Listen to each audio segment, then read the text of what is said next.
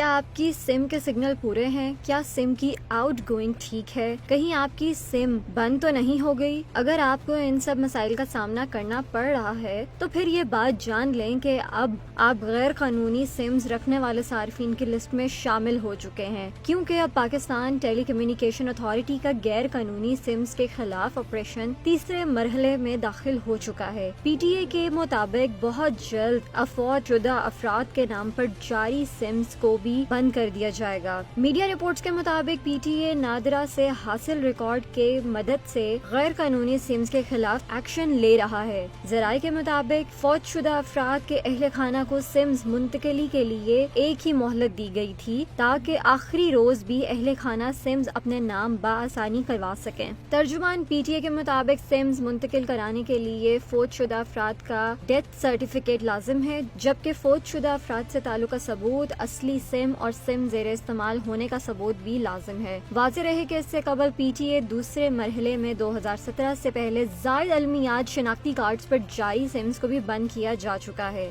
इसी तरह PTA की जानिब से मंसूख शुदा और जाली शनाख्ती कार्ड पर जारी तकरीबन 70,000 सिम्स को भी ब्लॉक किया जा चुका है।